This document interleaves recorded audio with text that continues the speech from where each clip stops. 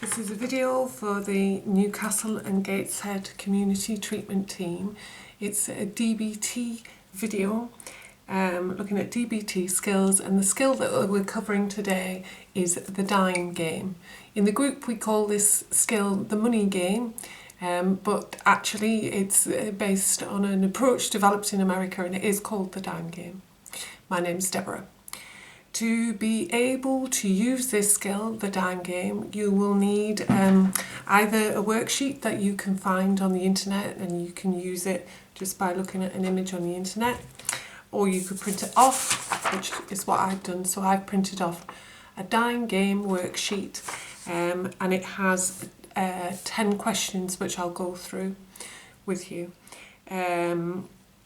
If you haven't got a worksheet or you haven't found the image on the internet, another way that you can use this skill and know what the questions are to ask yourself is through a dime game app, which is on your phone or any device that you can download apps to. So to search for it, you look for DBT dime game. Okay. The dime game is an interpersonal effectiveness skill. So it's about managing your relationships well.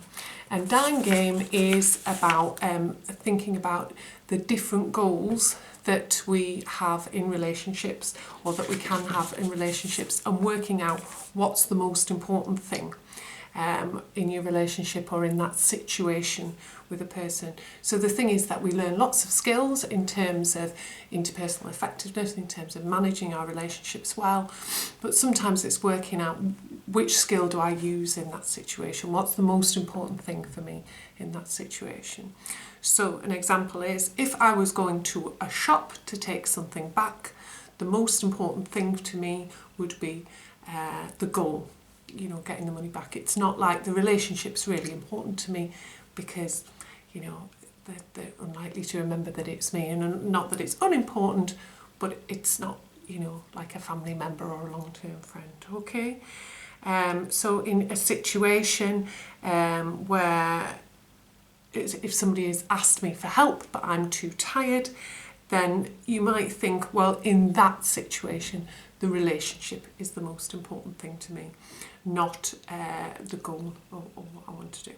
Okay, and it helps you to work that through. Okay, so I'm going to go through the questions that it asks on the dime game sheet to help people in understanding how to use it. And on the sheet it looks at how strongly to ask for something, how strongly to say no. Okay, so I'm going to do the how strongly to ask for something first, and then the saying no next.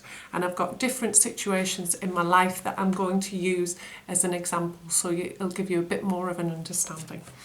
Right, so it says on the sheet, put 10p in the bank or 10 dimes in the bank for each of the questions that you give a yes answer.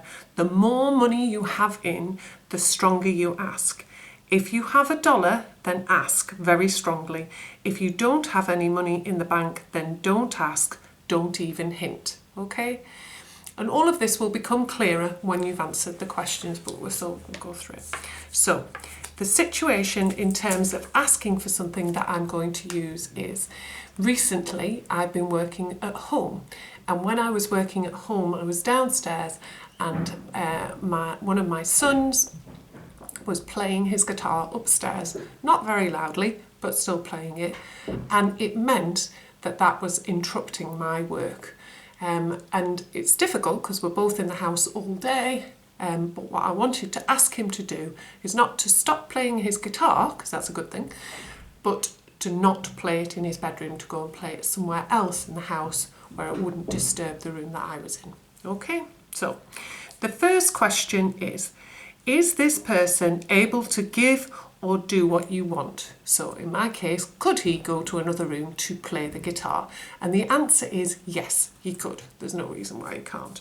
Okay, maybe if it was a bigger musical instrument that he couldn't move, that would be a different matter, but he can up and lift and move the guitar. Okay, so for the first question, the answer is yes, and I get 10 dimes for that. Okay, so I get 10 dimes for that. Is getting my objective more important than my relationship with this person? So my objective is him not playing guitar upstairs. Is it more important than my relationship with my son? Not really. No. He's my son. I'm kind of stuck with him for my life. So I would say my answer to that is no. So I would get no money for that. Okay? It's only when you give a yes answer do you get the money. Okay?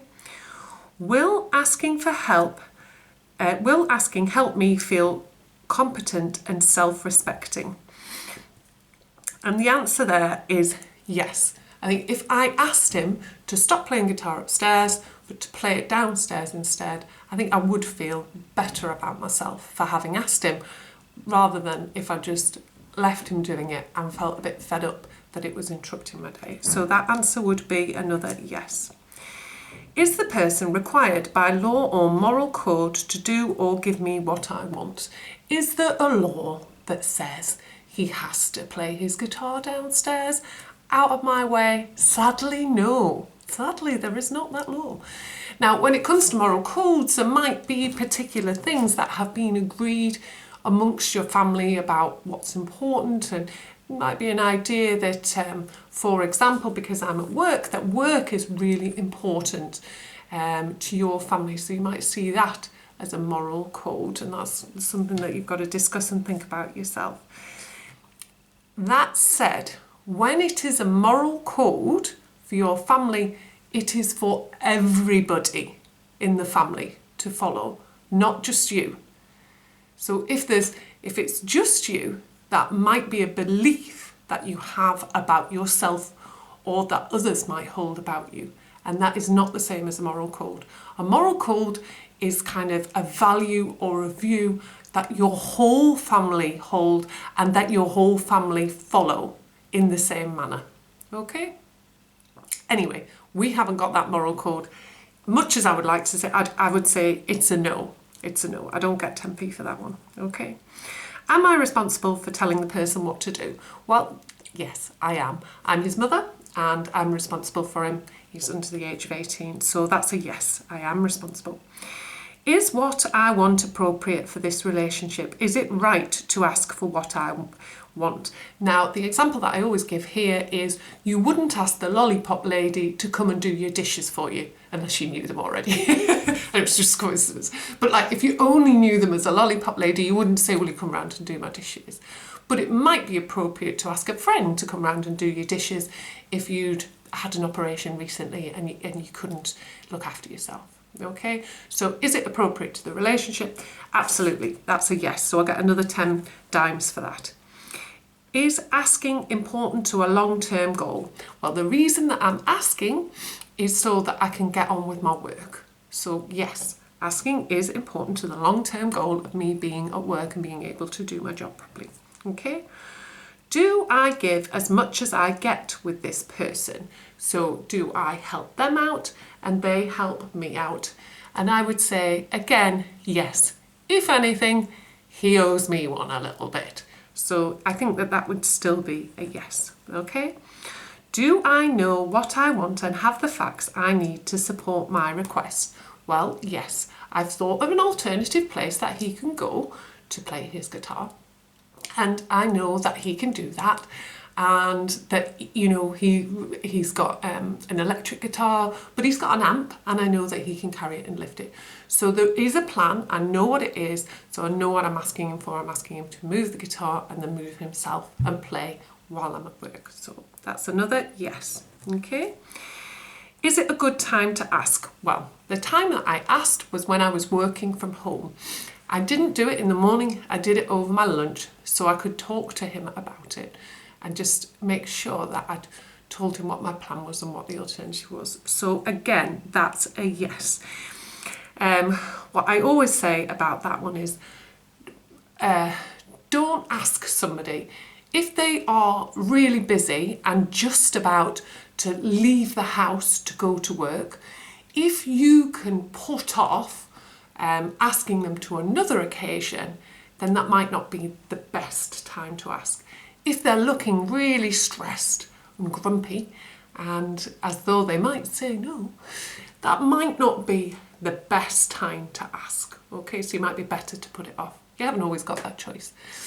If you need to know like here and now, then you might not have that choice. Okay, so I'm going to count up my dimes for this one. So it's 10, 20, 30, 40, 50, 60, 70, 80. 80 dimes. So you look on the table that comes with the sheet, okay?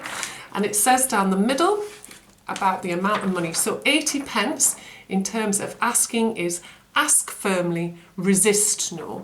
And that's what it's interpreted as on the table. But it might be easier if you just think there's a scale of 0 to 10, which is exactly what I described at the minute. 0 is don't ask, don't bother, don't even think about it, okay? Don't ask, don't even hint, okay? And a dollar is ask very strongly.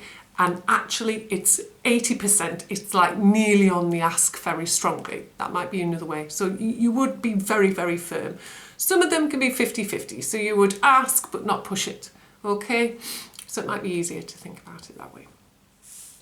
That's the asking for something. So on the other side of the table, and you can also use it on the app or whatever, is the how strongly to say no. Put 10p in the bank for each of the questions that give a no answer. The more money you have, the stronger you say no.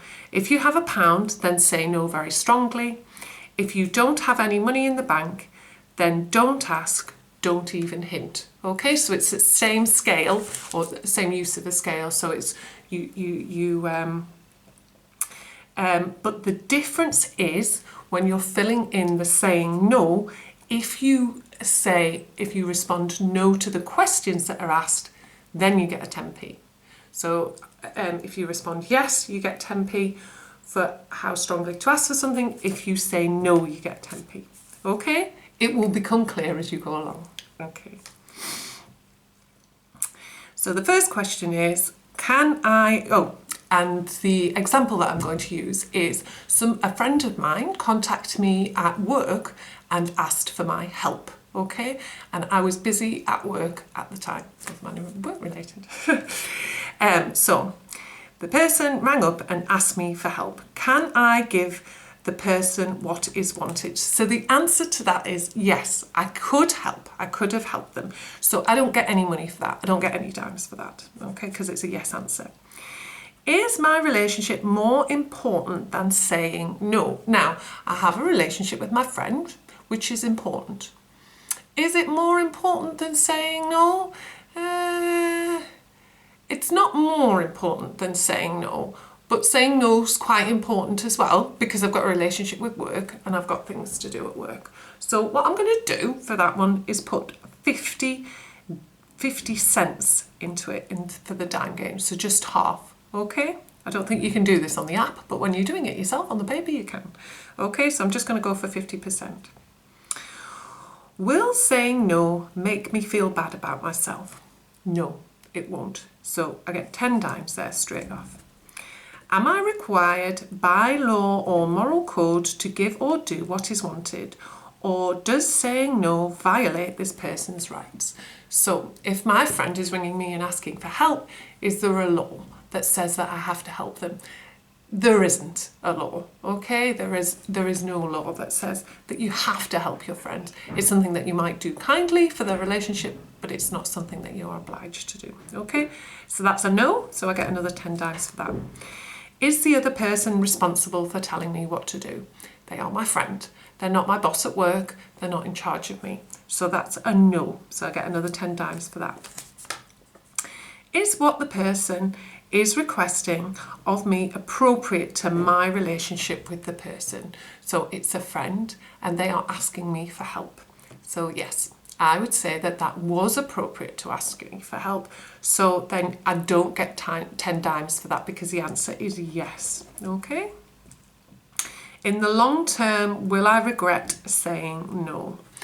Okay, well, I was thinking about when I've said no in the past to similar situations in my life, and I think in the long term, generally, I don't regret saying no. In fact, to be honest, I forget that I've said no. I don't regret it. Okay? So, no. I get another 10 dimes for that. Do I owe this person a favour? Does this person do a lot for me? Well, it's a friend, and I would say that there's give and take in our relationship. But I don't owe them a favour any more than they owe me one. So it's a no, that's another 10 dimes. Do I know what I'm saying no to? Is the other person being clear? So they've rang up and they've asked for help. Do I know what I'm saying no to? Not really, no, because I don't know how long it's going to take or what help exactly they need or how it's going to impact on me. So no, the answer is I don't really know, no.